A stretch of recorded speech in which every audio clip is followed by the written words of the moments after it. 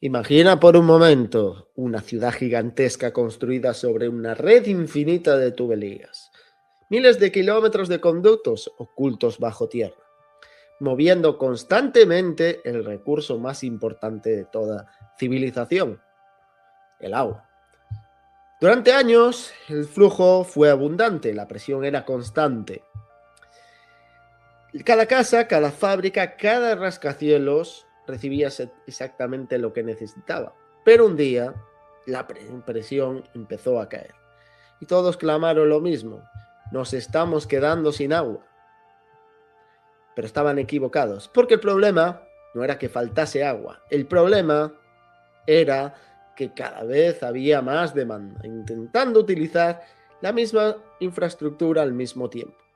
Y precisamente eso, amigos, es lo que muchos están interpretando mal cuando observan caer el índice de liquidez global de Michael Howell. Porque no necesariamente significa que la liquidez esté desapareciendo.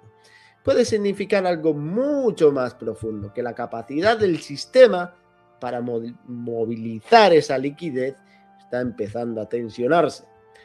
Así que quédate hasta el final, porque además de explicar por qué este gráfico, el de GLI de Howell, se está entendiendo mal, voy a enseñarte cómo combinar el plumbing financiero, es decir, todo lo que yo hago de análisis sobre estructuras reales por debajo de lo que podemos ver en mercados, con la lectura real de los mercados, para detectar cuando el sistema favorece el riesgo y cuando empieza a generar realmente aversión al riesgo.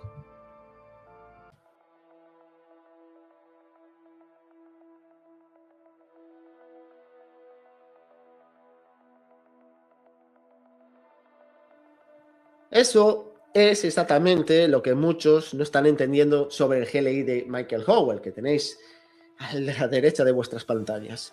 El famoso Global Liquidity Index, el gráfico que medio internet comparte diciendo actualmente la liquidez global se está agotando, pero no, eso no es exactamente lo que muestra.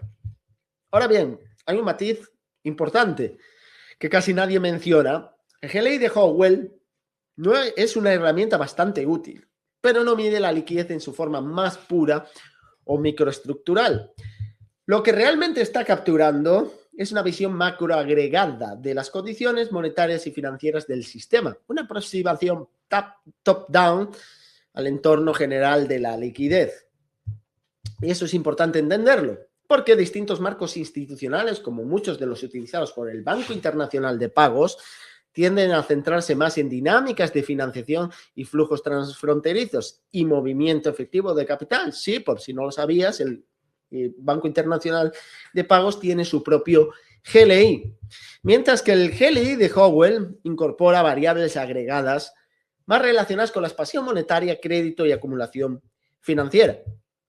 En otras palabras, Howell no intenta medir únicamente cuánto flujo circula por el sistema, también intenta capturar cuánto capital agregado permanece disponible dentro de él. Y aunque eso ofrece una información bastante valiosa, no es exactamente lo mismo que medir la liquidez funcional del plumbing financiero, la fontanería financiera. Porque la liquidez real no funciona como una piscina, no es simplemente agua almacenada, funciona más como una red circulatoria. Lo importante no es únicamente cuánto volumen existe, lo importante es cuánto circula, qué velocidad y con qué facilidad puede movilizarse. Desde una perspectiva más macroestructural, podría agregarse que la verdadera liquidez del sistema no depende solo de cuánto capital existe, sino de la capacidad del sistema de transformar activos en financiación para movilizar colateral y para convertir activos en flujo monetario funcional. Y aquí entran los intermediarios financieros, porque los balances de dealers, bancos y grandes instituciones, incluso instituciones, intermediarios financieros no bancarios, funcionan como bombas hidráulicas dentro de esa red. Absorben activos, absorben efectivo y redistribuyen ambos constantemente a través del sistema financiero. Para que eso funcione, esos balances no pueden saturarse. debe mantener capacidad suficiente para absorber inventario, financiarlo y redistribuirlo. Porque incluso el activo más seguro del mundo, como un tresoría estadounidense, puede perder capacidad de financiación.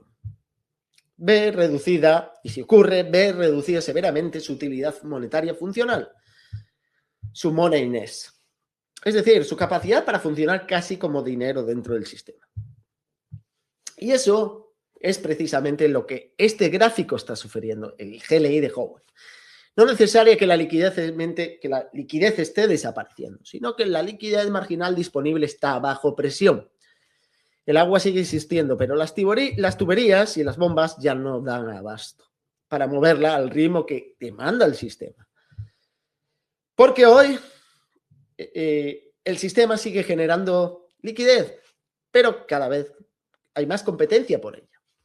Gobiernos refinanciando deuda, empresas buscando financiación, déficits fiscales récord, CAPEX industrial, infraestructura, defensa, ingeniería artificial, incluso crédito privado. Todo eso absorbe capacidad de balance, porque la liquidez no es dinero, la liquidez es capacidad de intermediación y absorber riesgo en balance. Es la capacidad del sistema para absorber financiación sin entrar en tensión estructural. Para ello debe gestionar riesgo en balance.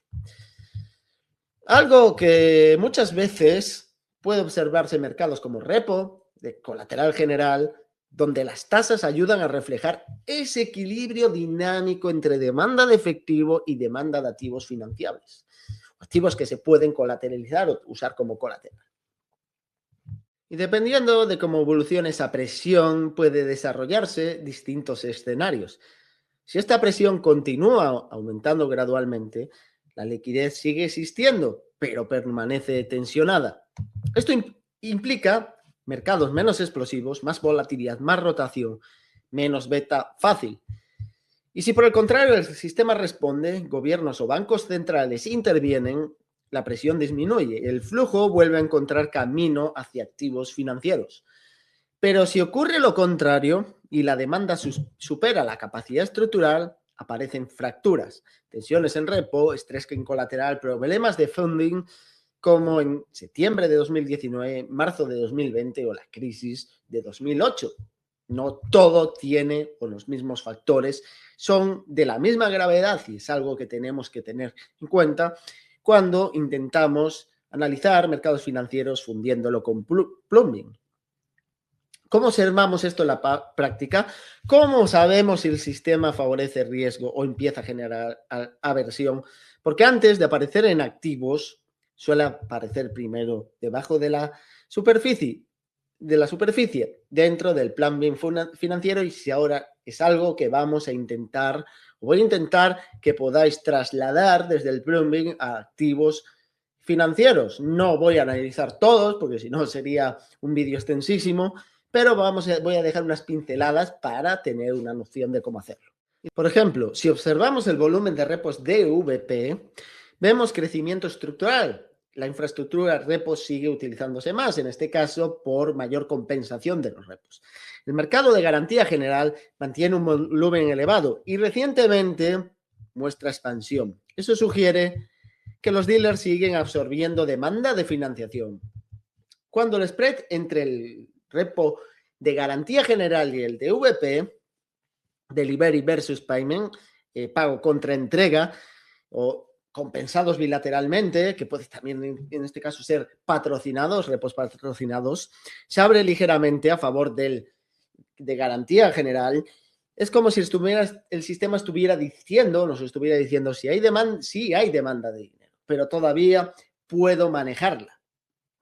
Eso normalmente es consistente con un sistema que aún soporta apalancamiento, es decir, aunque vemos esa presión en el repo de garantía general frente al repo de VP, vemos cómo los intereses están cayendo y cómo te está indicando de que a pesar de que hay tensiones, el sistema puede seguir generando con mayor fricción liquidez.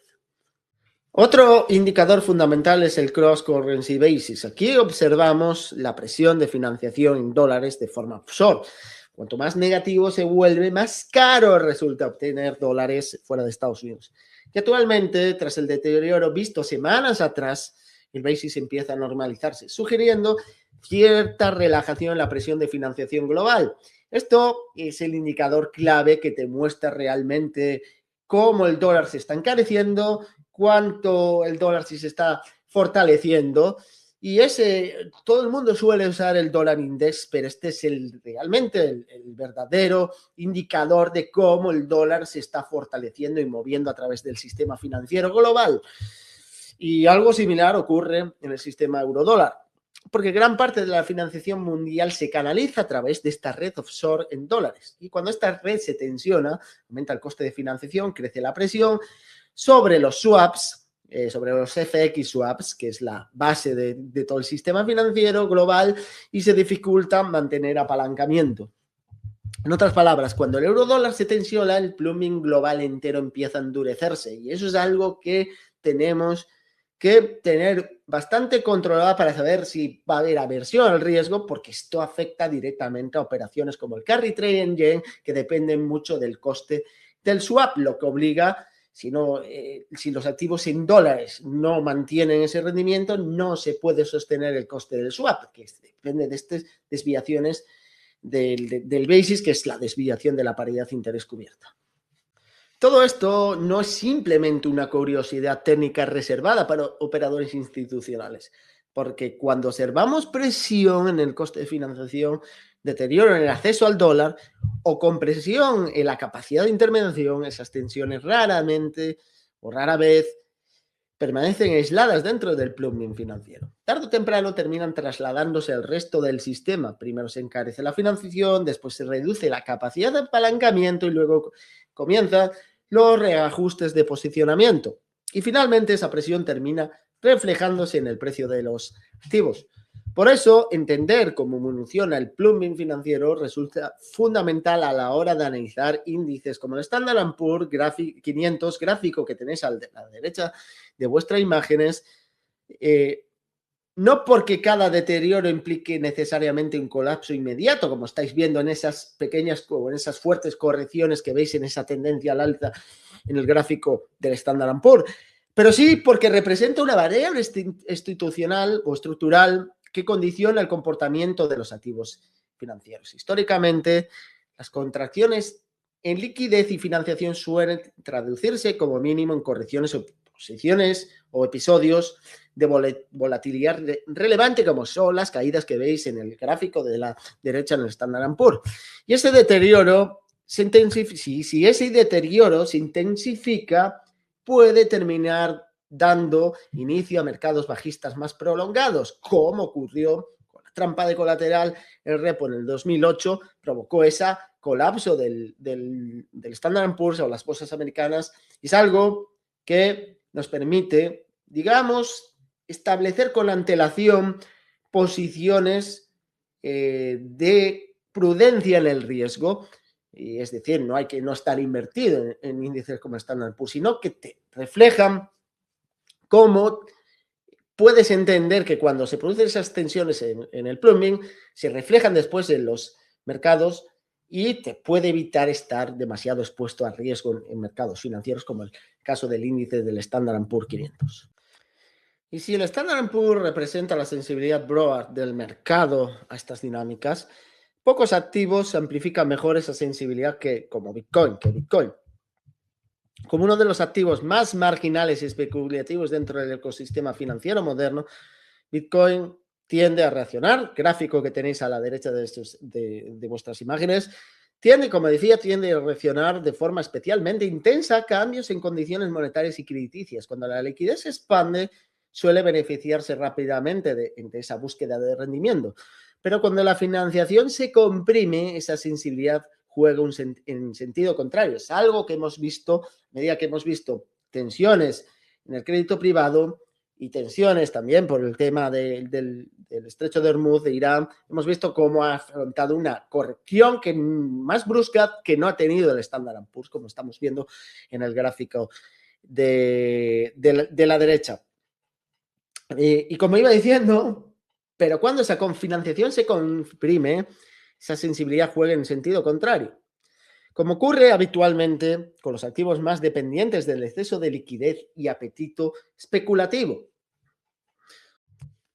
Si observamos los principales pares de financiación como el dólar, euro dólar o el dólar yen, vemos que el mercado se acerca a zonas técnicas y estructurales clave. Esto sugiere que la reciente aversión al riesgo podría estar estabilizando y que nos aproximamos a un posible punto de inflexión. Sin embargo, todavía no hay confirmación definitiva, como vemos en los gráficos de la derecha, donde los precios de los pares se mantienen, digamos, en un rango más estrecho. Sin embargo, todavía no hay esa confirmación técnica, como iba diciendo. Por eso mantengo una exposición constructiva a riesgo, es decir, mantener riesgo, pero tampoco crear una exposición demasiado elevada de momento. Pero como iba diciendo, con una cautela elevada hasta que el mercado confirme ese cambio de régimen, sobre todo cuando veamos posiblemente un movimiento del dólar al alza frente al yen, lo que reactivaría estrategias como el carry trade en yen, etcétera, etcétera. Así que la próxima vez que veas caer el GLI, no pienses en un sistema muriendo de sed. Piensa en tuberías saturadas, piensa en bombas trabajando al límite, piensa en demasiados actores compitiendo por mover el mismo flujo al mismo tiempo. Porque en los mercados el verdadero problema nunca es que falte dinero.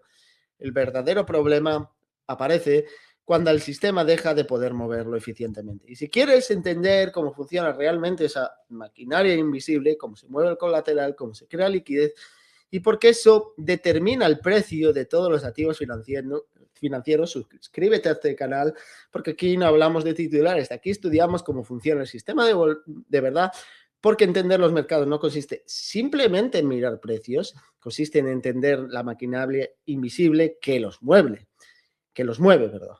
Y sobre todo poder quitar una ventaja competitiva que nos ayude a gestionar mucho mejor nuestras inversiones en todo tipo de activos. Así que una vez más, espero que os haya gustado este vídeo y nos vemos en otro vídeo en el canal. Venga, chao, hasta luego amigos.